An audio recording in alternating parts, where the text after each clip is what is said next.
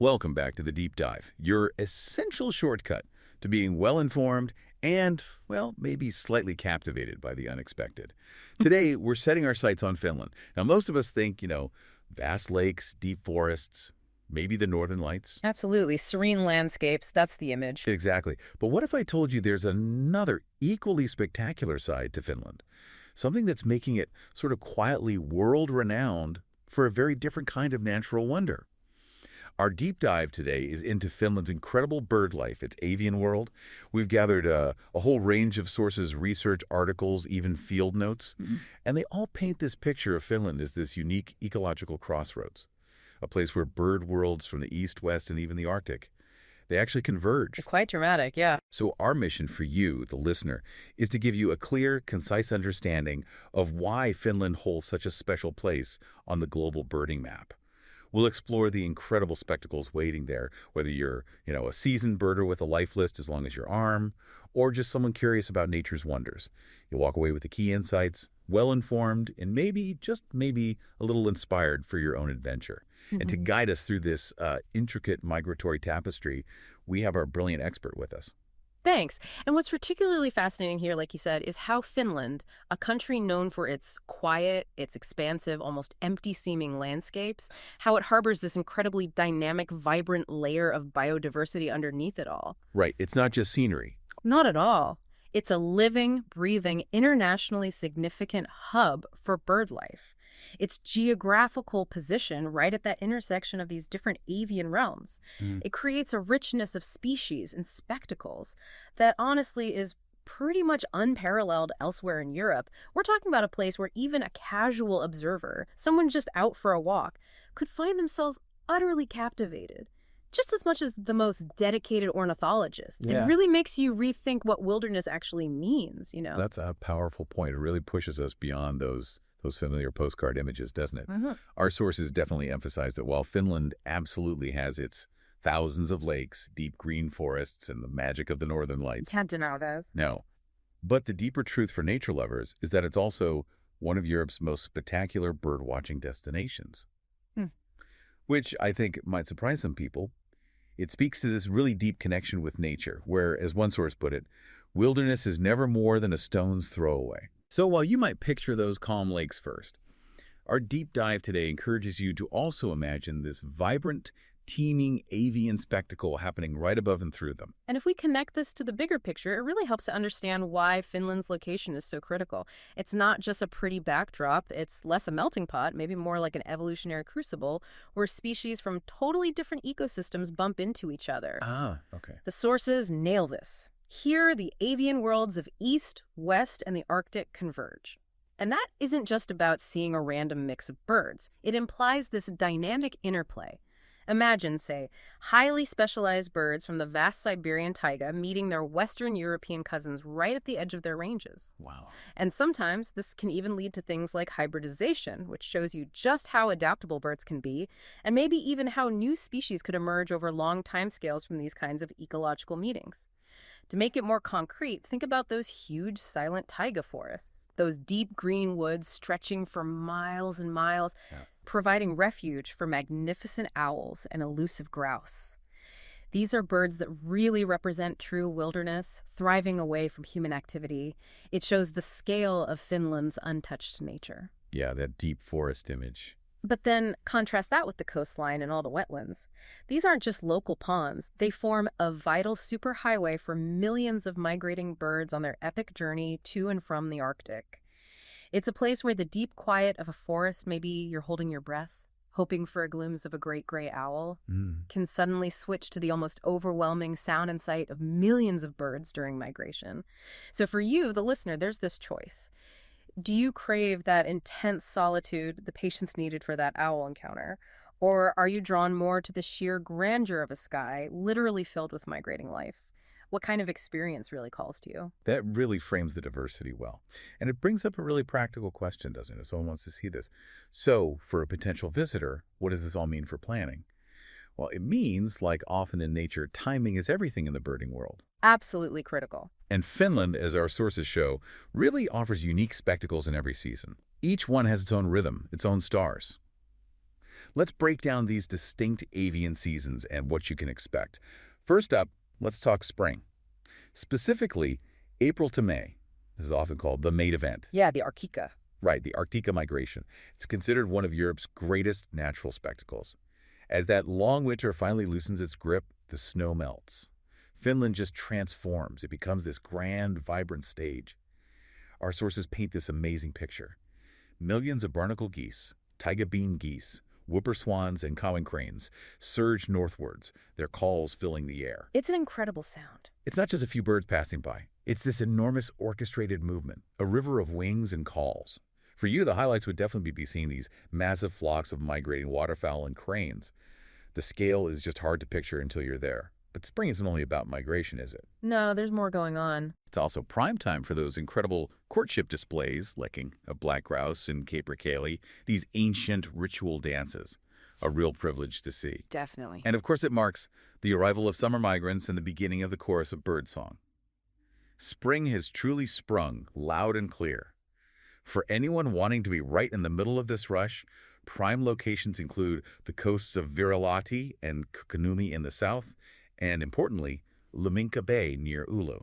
We'll talk more about Liminka Bay later, I think. Yeah, we should. And just to clarify, Arctica isn't just any migration. It's the specific name Finns use for this huge northward push of Arctic-bound birds. Its ecological significance is massive, and it helps to understand why it's so intense here. Finland's position makes it the main gateway to the Arctic breeding grounds for so many species. Ah, okay. The bottleneck, sort of? Exactly. As the snow melts, it opens up these vital stopover sites, wetlands, shallow coasts, thawed fields providing crucial food, a refueling station before they push further north into the tundra. The conditions become perfect. Loads of easy food, relatively safe passage, and that pull towards the Arctic breeding grounds where the longer daylight helps them breed intensely. Right, longer days for feeding chicks. Precisely.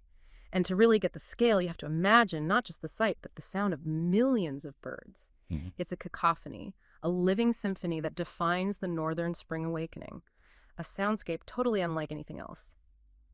And those lekking displays you mentioned, capercaillie and black grouse, they're absolutely mesmerizing. What's really interesting about lekking isn't just the show, it's the intense, almost brutal selection pressure it shows. A lek is basically a stage where males gather to show off strutting, calling, fighting, all to attract females. It's nature's high-stakes game for passing on genes. Only a few dominant males might actually succeed. It drives the evolution of these really elaborate, risky behaviors. So for you, the sheer scale of this event, this natural superhighway of life, it's almost unimaginable unless you've seen it. Have you ever thought of migration in those terms? Like scheduled traffic, millions strong. That's an amazing way to put it.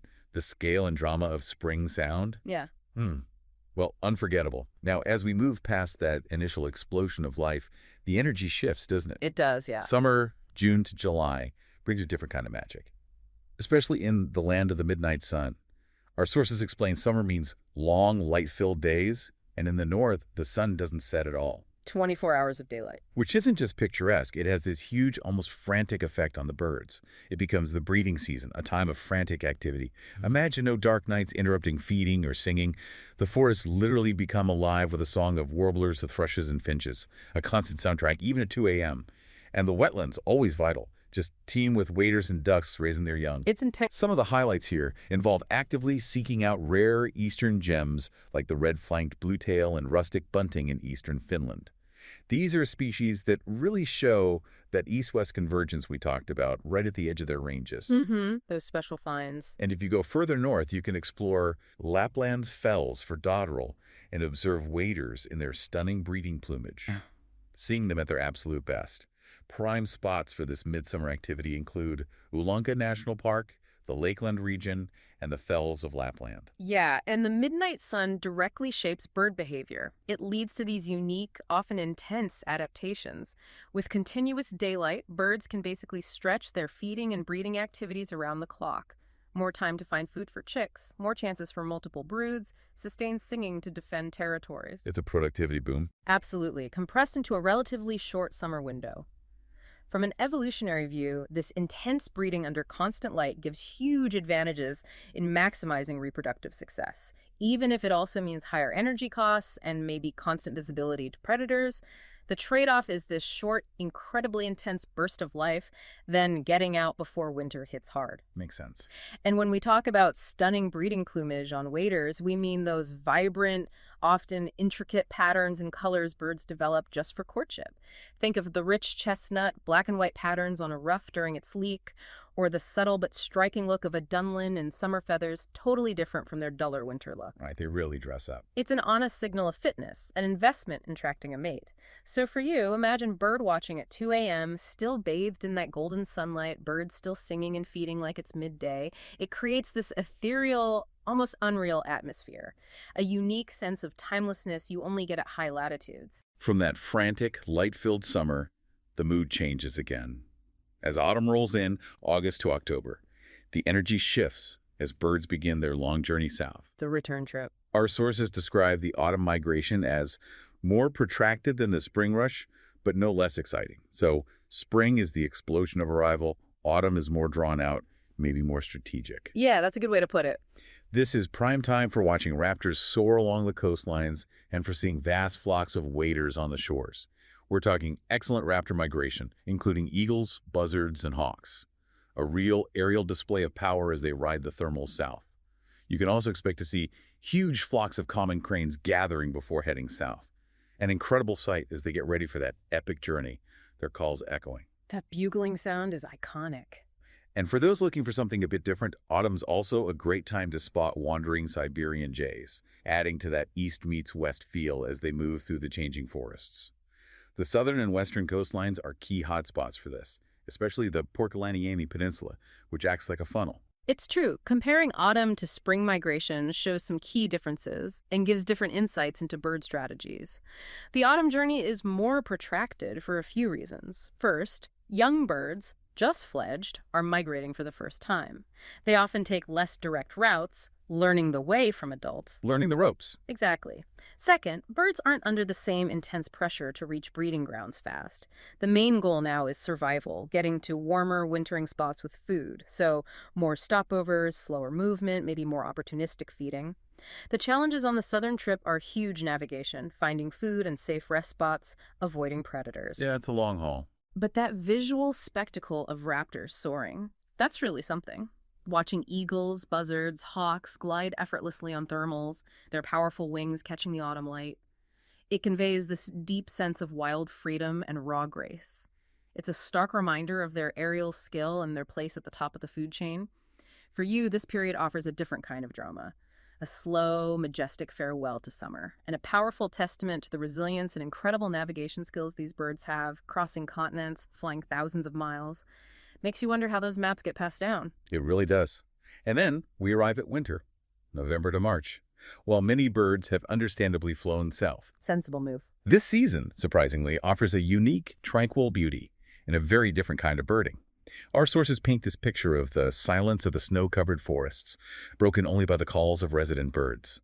This isn't about huge flocks. It's about the hardy survivors, the residents adapted to the tough conditions. In fact, winter is specifically the best time of year to focus on finding Finland's famous owls and woodpeckers, who are more visible in the bare trees. Ah, yes, easier spotting. Imagine that crisp, freezing air, the untouched snow, and that quiet thrill of searching for these elusive birds.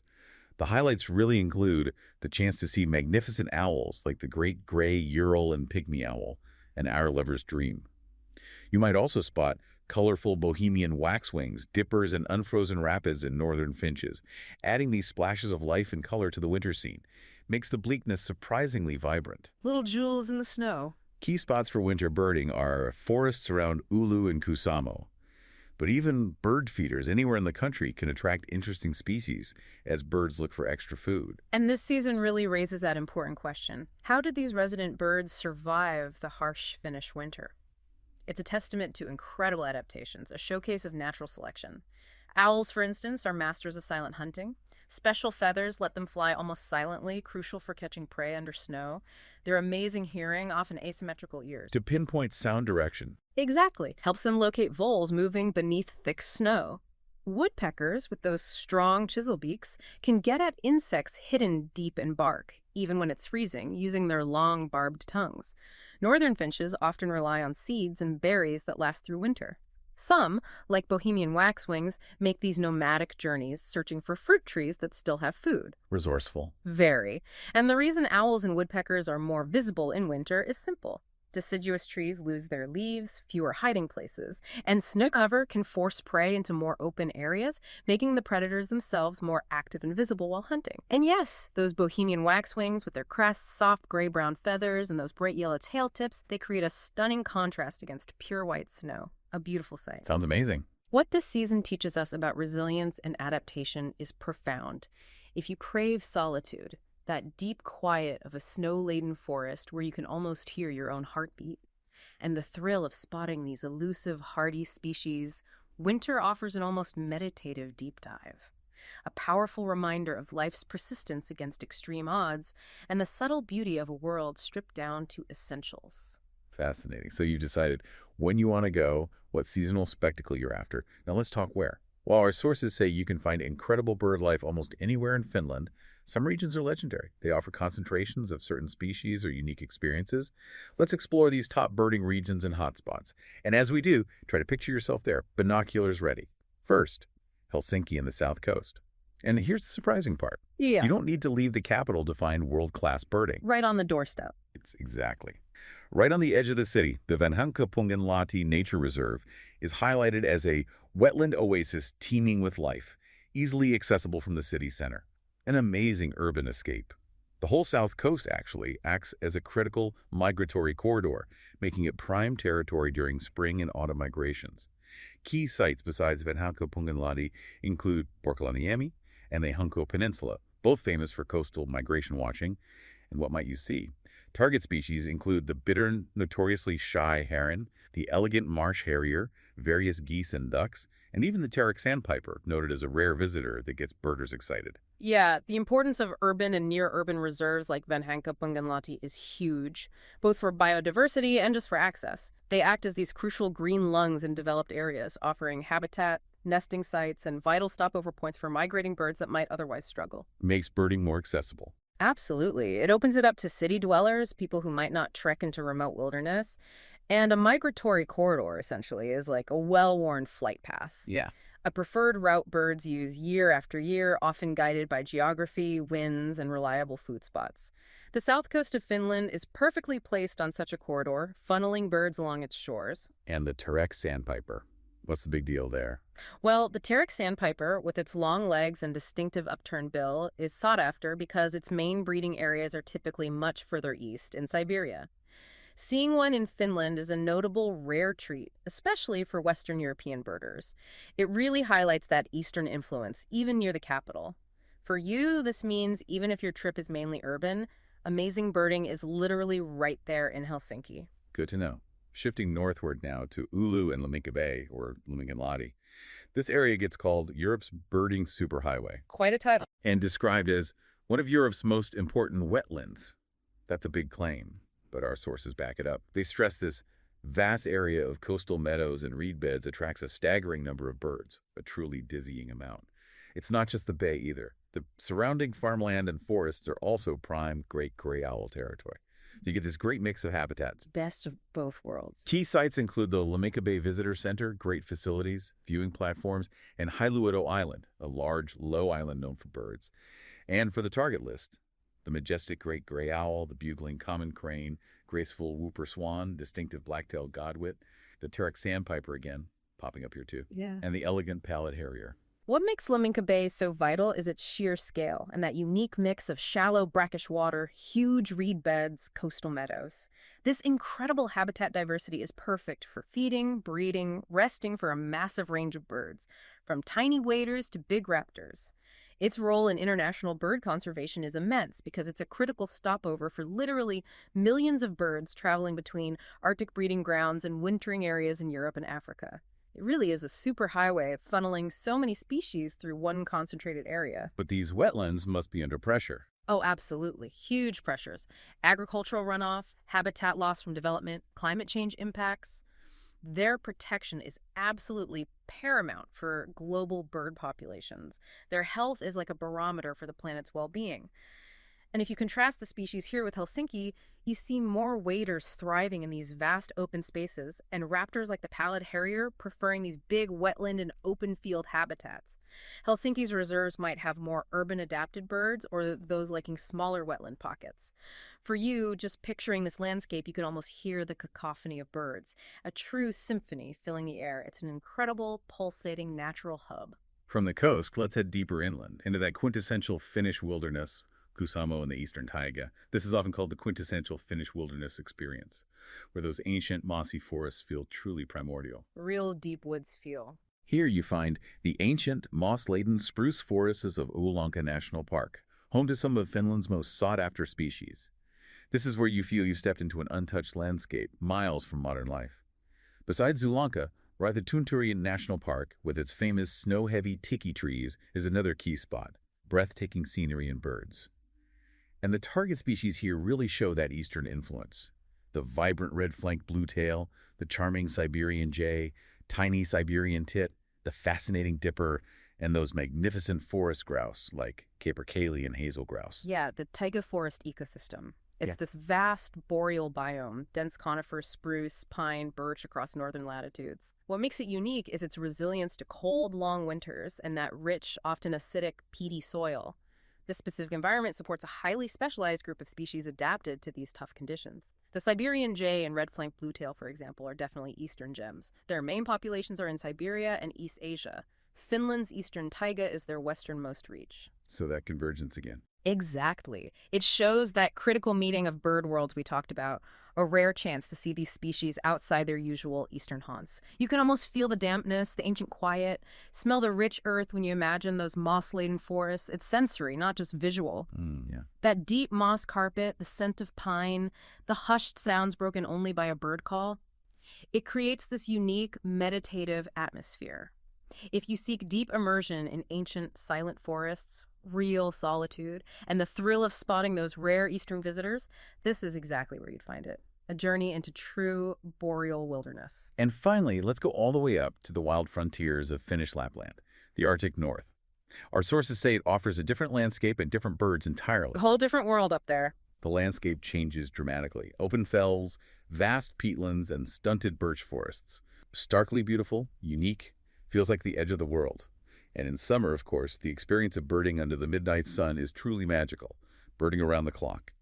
Key sites include the remote Utsjoki region, known for Arctic species, and the majestic Pallas Yllästunturi National Park. For those seeking true Arctic birds, you might look for the striking dotterel, camouflage ptarmigan, powerful gerfalcon, melodious bluethroat, and specialized waders like the broad-billed sandpiper, all perfectly adapted. Discussing Arctic bird adaptations really shows the marvel of evolution. These species evolved over millennia to thrive, where you have short, intense summers and long, brutal winters.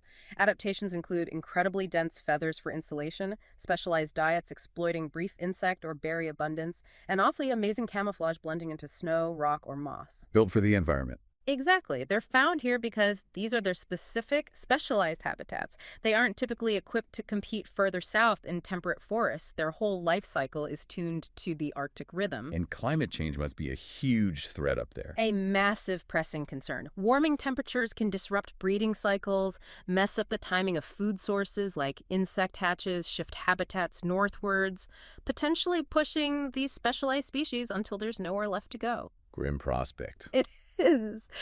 The gerfalcon, for instance, largest falcon in the world, apex predator in the Arctic.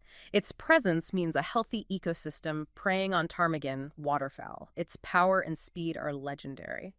For you, this is a journey to the very edge of the avian world, a testament to life thriving in a harsh, awe-inspiring beauty, and a poignant reminder of nature's delicate balance in these vulnerable places. Wow, what an incredible tour of Finland's regions. Now, let's talk about the birds themselves. Many birders arrive with a specific wish list, right? Target species they dream of seeing. The most wanted list, yeah. Our sources highlighted some of Finland's most wanted, the star species. Let's build some excitement around these avian celebrities. First up, the undisputed champions of mystery, the Owl Kingdom. Our sources boldly claim Finland is arguably the best place in Europe to see owls. Now, is that really true universally? Or are there nuances? What makes it such a hotspot? With a good local guide, sources say you could see Drake, gray, Ural, Tengmalms, pygmy, and northern hawk owls. That's quite a lineup. That's a great question, and I'd say, yeah, it's largely accepted among birders as a very strong contender for the best owl destination in Europe. Finland really is an owl hotspot, several ecological reasons why. The sheer vastness of unbroken boreal forest provides extensive, undisturbed habitat, crucial for these often secretive predators, many sensitive to human disturbance. Base and quiet. Exactly. Abundant prey voles, small rodents, thrives in these rich forests, providing a reliable food source supporting healthy owl populations. Less human interference means populations can flourish. And what makes them so special, so elusive? It's often a mix of things. Their nocturnal or crepuscular dawn and dusk habits, their incredible camouflage blending perfectly into the forest, and that famously silent flight thanks to special feather structures. Spotting a great gray owl with its huge size, silent wings, piercing yellow eyes often means knowing their territories, understanding their calls, and being incredibly patient. Takes dedication. It does. It's not just seeing a bird, it's experiencing this profound connection with one of nature's most magnificent, mysterious hunters. A silent ghost of the forest. Imagine the absolute thrill you would feel spotting one of these silent, feathered specters in its natural habitat. An unforgettable encounter few places offer so reliably. From the silent hunters, we move to the busy, industrious residents, woodpecker wonderland. Our sources say Finland's extensive forests are home to 8 species of woodpecker. 8. That's amazing diversity. Says a lot about the forest's health. It really does. This includes the impressive black woodpecker, that striking crow-sized one with the red cap, and the sought-after three-toed and white-backed woodpeckers, which are pretty rare and specialized in much of Europe. And woodpeckers play these vital roles in the forest ecosystem. They're often called ecosystem engineers. How so? Their foraging, digging holes for insects creates cavities used by loads of other species. Small owls, tits, bats, squirrels, even pine martens use them for nesting and roosting. Makes them crucial for overall forest biodiversity. And the importance of old-growth forests is paramount. Older, larger trees have the decaying wood with the insects they eat and are sturdy enough for the deep nest holes they make. So they need mature forests. Definitely. Species like the three-toed and white-backed are considered indicator species for healthy and mature forests. Their presence signals a thriving, rich environment. For you, this is a rare chance to see not just any woodpecker, but real diversity, including some very rare specialized ones. Highlights the intricate web of life in these Finnish forests and the impact of even seemingly small creatures. Next, the majestic giants of the forest. Truly ancient birds. We're talking about the capercaillie, described as the world's largest grouse, Huge bird. which performs its incredible lekking display in the spring.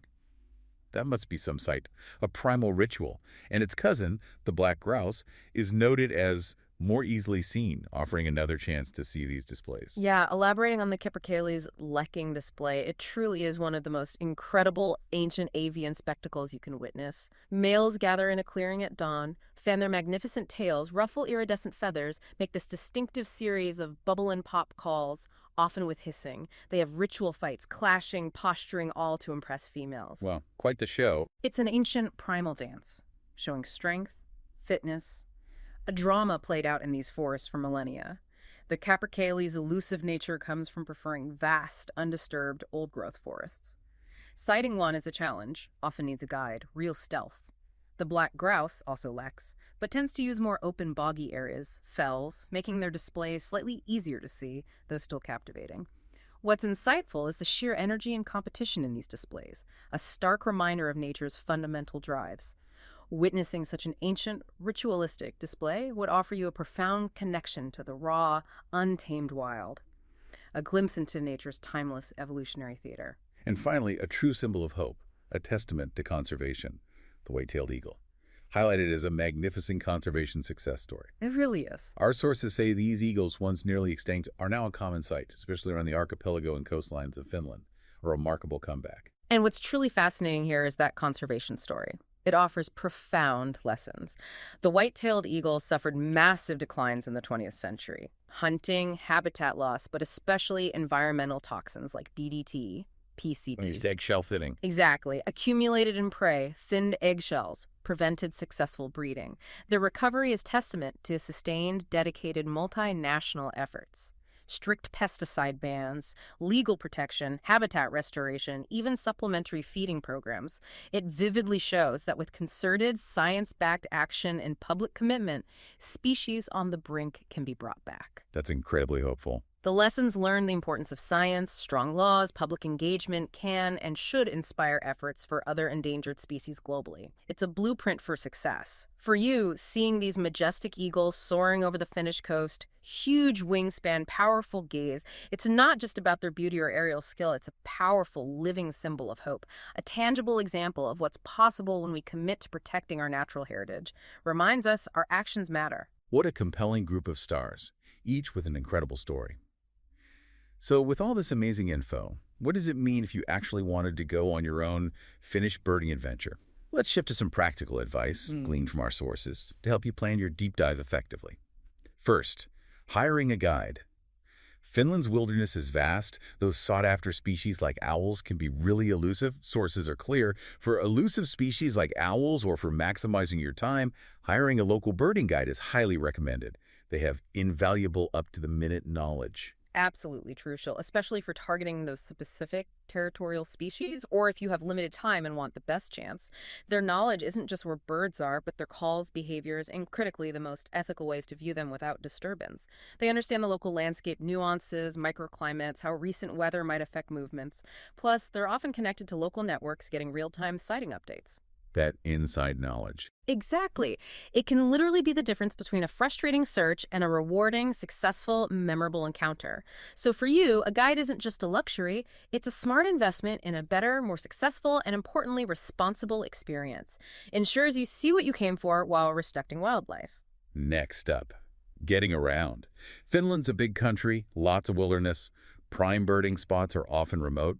Sources consistently advise renting a car is the most effective way to explore the best birding sites, which are often located away from public transport routes. Sounds almost essential. This is super practical advice. It highlights the reality of Finnish geography. While public transport is excellent between cities and towns, many prime birding spots, deep forests, wetlands, remote fells are isolated. Personal transport gives you that vital flexibility and independence. Reach spots at optimal times, pre-dawn for leks, late evening for owls under the midnight sun without being tied to sparse bus or train schedules. Freedom to roam. And freedom to adapt quickly to weather changes or those real-time bird sighting tips. So for you, considering how you value independence, spontaneity, flexibility, a rental car is almost essential for a comprehensive, comfortable, and ultimately more successful birding trip. Lets you chase those unexpected sightings. Makes sense. Then, essential gear. You definitely don't want to be unprepared in the Finnish wilderness. Can be beautiful, but challenging. Sources strongly recommend. Pack good binoculars and a spotting scope. Must-haves. Also, dress in layers as the weather can change quickly. Waterproof boots are essential. And, maybe most emphatically, in summer, effective mosquito repellent is non-negotiable. That last one sounds serious. Let's bring that gear down because comfort and success depend on it. Good binoculars. Your main tool for spanning, identifying at distance. Spotting scope. Much higher magnification. Crucial for distant waders or detailed views of a perched owl. Different tools for different jobs. Exactly. Layers are critical in that changeable Nordic climate. Temps fluctuate a lot, even in one day. You'll be outdoors for long periods, sometimes still, sometimes moving. Waterproof boots are truly non-negotiable for damp forests, bogs, coasts. Keep feet dry and comfy. And that non-negotiable mosquito repellent, no exaggeration. Finnish summers, especially near forests or wetlands, can have incredibly active, persistent insects. Mosquitoes, black flies, midges. They can quickly ruin an otherwise magical experience. Make you wish you were anywhere else. Preparing for these small but mighty challenges ensures your comfort and enjoyment. It's the practical truth for your well-being. Being equipped lets you fully immerse yourself and not be distracted by discomfort. Good warning. And finally, a really unique, powerful aspect of Finnish nature exploration. Ethics and the everyman's right. Sources explain, Finland's famous everyman's right allows you to walk freely in nature outside of private gardens and protected reserves. Sounds like an amazing gift for birders, offering incredible access. It really is quite special. But it comes with that crucial caveat. Remember the responsibility that comes with it. Do not disturb wildlife, especially nesting birds, leave no trace, and respect private property. What's fascinating here is how deeply ingrained this cultural and legal concept of every man's right is. It's embedded in Finnish society, very different from access laws in many other countries where land access is much more restricted. It's a fundamental freedom, a common law right, letting anyone enjoy and move through nature, regardless of ownership, as long as they do it responsibly, without harm. Built on trust. Exactly. Yeah. It implies profound trust in individuals, reflects a deep respect for nature and Finnish culture. It genuinely empowers responsible nature exploration, fosters this direct, almost spiritual connection between people and their environment. Nature isn't just observed, it's something to be part of. But, as the source rightly points out, the pitfalls arise if that trust is abused. Disturbing wildlife, especially vulnerable nesting birds, leaving litter, trespassing inappropriately. It undermines the whole principle and harms the ecosystems you're there to appreciate. A delicate balance, freedom and responsibility. For you, this is an incredible gift, this vast, open landscape to explore, a sense of boundless freedom. But it also brings a profound personal responsibility to protect the very nature you are there to enjoy, ensuring these freedoms last for future generations. It's an ethos we could all learn from, really. What an incredible, enriching journey we've taken today. We've gone from Helsinki's doorstep to the stark fells of Lapland, all through the lens of Finland's spectacular bird life. We've seen how Finland isn't just lakes and northern lights, but this unique ecological crossroads where east, west, and Arctic bird worlds converge, creating this evolutionary crucible. A truly dynamic place. We explored the dramatic Arctica migration, the frantic breeding under the midnight sun, the majestic autumn raptor passage, and the quiet resilience of winter owls and woodpeckers. We highlighted those most wanted stars and hopefully equipped you with practical advice for planning your own adventure, from guides and gear to that amazing everyman's right. Hopefully you've gained a new appreciation for this Nordic nation and its incredible feathered residents. And if we connect this to the bigger picture, consider how Finland, through its deep connection to wilderness and that respectful every man's right ethos, it isn't just a place to see birds in amazing numbers and diversity. It's a place that can teach us about living harmoniously with nature, about ecosystem balance, and the profound shared responsibility we all have for these incredible global migratory pathways. That's a powerful thought. These birds cross continents, reminding us nature knows no borders. Our actions in one place, Finland, or anywhere can have huge impacts globally. They're truly global citizens. A truly thought-provoking note to end on. Reminds us of our interconnectedness. Thank you so much for joining us on this deep dive into Finland's avian wonders. We hope you feel thoroughly well informed, maybe a little inspired to look at your own local bird life with fresh eyes, perhaps even ready to explore these incredible spectacles for yourself in person or just in your mind's eye. Until next time, keep exploring, keep learning, and as always, keep looking up.